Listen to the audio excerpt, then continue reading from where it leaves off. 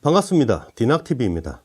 수온이 낮은 겨울에 감성돔을 만나기 위해서는 밑밥 전략을 잘 세워야 합니다. 수온이 낮으면 감성돔의 활성도가 떨어진다는 것은 누구나 알 것입니다. 이 활성도를 높이는 데 가장 중요한 역할을 하는 게 밑밥입니다. 감성돔 입질을 받기 위해서는 밑밥을 어디에 어떻게 뿌릴 것인지 전략을 잘 세워야 합니다. 무작정 뿌려서는 아무런 효과도 기대할 수 없는 경우가 많습니다. 만약 다른 사람은 감성돔을 낚았는데 나는 감성돔 입질을 받지 못했다면 그곳에 감성돔이 없기 때문이 아니라 밑밥을 잘못 뿌렸기 때문일 확률이 더 높습니다. 지금부터 겨울철 감성돔 낚시를 할 때 밑밥 전략을 어떻게 세우는 게 좋은지 알아보겠습니다. 시작할 땐 특정 구역 두세 곳에 집중. 겨울에는 활성도가 낮기 때문에 감성돔의 이동 범위가 넓지 않습니다. 어느 한 곳에 밑밥이 잔뜩 가라앉아 있어도 그 주변에 감성돔이 없으면 입질을 받을 수 없습니다. 낚싯배 선장님들은 언제나 입질 가능성이 높은 포인트에 낚시인을 내려주기 위해 최선을 다합니다. 자기 손님이 감성돔을 많이 낚을수록 낚싯배 홍보 효과가 좋기 때문입니다. 따라서 자신이 내린 갯바위 주변에 틀림없이 감성돔이 있을 것이라는 믿음을 가지고 낚시를 해야 합니다. 그런데 눈앞에 펼쳐진 바다 어디쯤에 감성돔이 있는지는 용왕님이나 알지 우리 낚시인들은 알 수가 없습니다. 그래서 낚시를 시작할 때는 특정한 지점 두세 곳을 정해서 밑밥을 뿌려야 합니다. 한 곳이 아니라 두세 곳에 밑밥을 뿌리면 밑밥이 감성돔이 있는 곳 주변에 가라앉을 확률도 두세 배 높아집니다. 하지만 그보다 많은 곳에 뿌리면 밑밥이 너무 분산되고 효율적인 공략도 할 수 없습니다.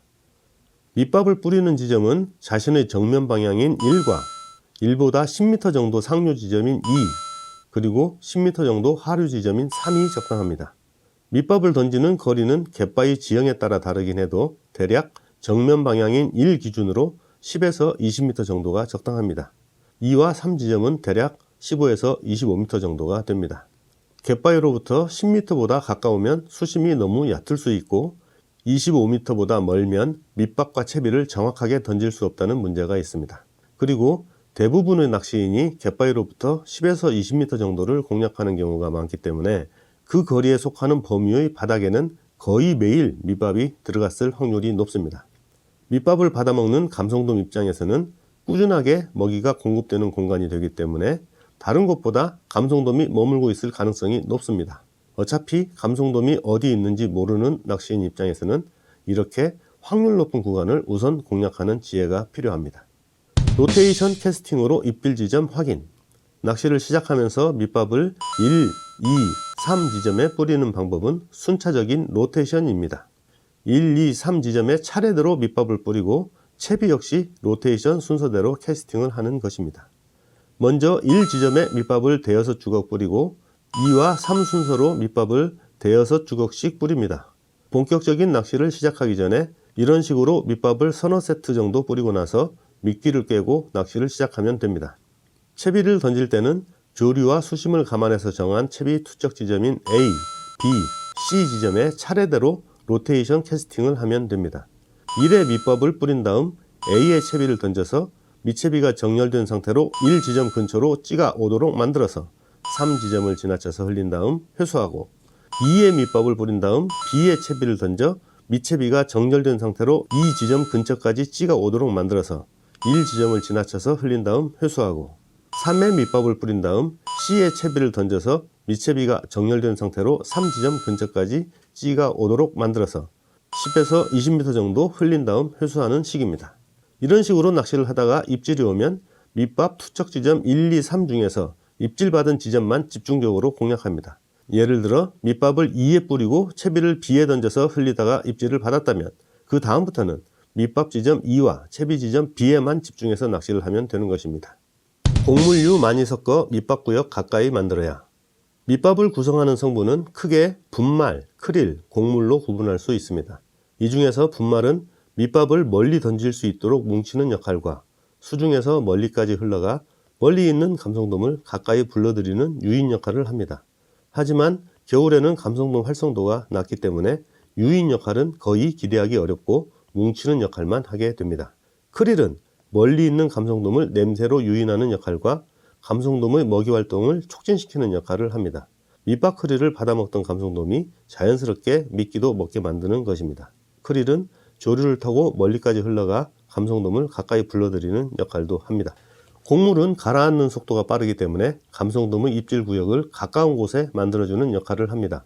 가을에는 크릴과 곡물의 역할이 반반 정도지만 겨울부터 영등철까지는 곡물의 역할이 절대적으로 높아집니다. 겨울 감성돔 낚시를 하기 위해서는 밑밥을 만들 때 곡물 비중을 최대한 높여야 합니다. 크릴과 집어제는 밑밥이 뭉쳐질 수 있을 정도로만 최소화하고 암맥과 캔 옥수수는 가을 감성돔 낚시를 할 때보다 두세 배 이상 많이 배합하는 게 좋습니다. 가을에 집어제 2봉, 크릴 4~6장, 암맥 서너 봉, 옥수수 한두 캔 비율로 밑밥을 만들었다면 겨울에는 집어제 2봉, 크릴 서너 장, 암맥 8에서 10봉, 옥수수 3에서 6캔 비율이 적당합니다. 조류 느릴 땐 세로 방향, 조류 빠를 땐 가로 방향. 밑밥이나 채비를 던질 때 정확한 위치에 던지는 것은 매우 중요합니다. 하지만 현장에서 밑밥과 채비를 매번 똑같은 자리에 던지는 것은 불가능합니다. 따라서 어느 정도 융통성 있게 밑밥과 채비 투척 지점을 설정하는 게 좋습니다. 밑밥은 조류를 따라 흘러가면서 가라앉습니다. 따라서 매번 똑같은 자리에 뿌리면 바닥에도 매우 좁은 범위에 가라앉을 것입니다.